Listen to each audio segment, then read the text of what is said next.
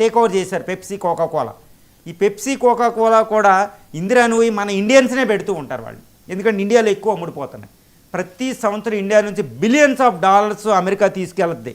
ఎందుకంటే Pepsi cocoa కోలాలు అమ్ముకుని మన వాటరే వాడతారు, ఏదో చిన్న ఫార్ములా వేసి మన నుంచి డబ్బులు పట్టుకెళ్తారనమాట.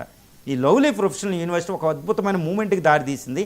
ఇది ఎక్కడితో ఆగకూడదండి, ఎందుకంటే ఈ పెప్సీ కోలా భారతీయ ఆహారాన్నే కదా, భారతీయ మనీ కూడా పట్టిపోద్ది, మన ఆరోగ్యాన్ని క్షీణింపజేసి.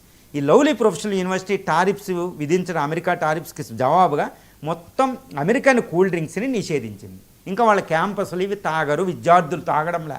ఇది మీరు అన్నట్టే ఇండియాలో ఉన్న 10 కోట్ల, అంటే సుమారు కాలేజీకి ఉన్నత విద్యలో పెద్ద పెద్ద కాలేజీ లెవెల్ స్టూడెంట్లే 4.5 కోట్ల మంది స్టూడెంట్లు ఉంటారంటే ఇండియాలో. 4.5 కోట్లు అంటే కొన్ని పాపులేషన్ కంటే ఎక్కువ. ఇంకా మిగిలిన ఇంటర్మీడియట్ 10th క్లాస్ లెవెల్ మొత్తం స్టూడెంట్ జనాభా చూస్తే భారతదేశంలో 10 కోట్ల మంది మించి ఉంటారు. ఎంతమంది 10 కోట్ల మంది అంటే అమెరికా 10 నుంచి 15 కోట్ల అంటే అమెరికాలో సగం పాపులేషన్. వీళ్ళందరూ ఇండియాను అమెరికా ప్రొడక్ట్స్ అయిన ఆహార ప్రొడక్ట్స్ అయిన మెక్డొనాల్డ్, KFC, ఈ కాలిఫోర్నియా బర్రిటో,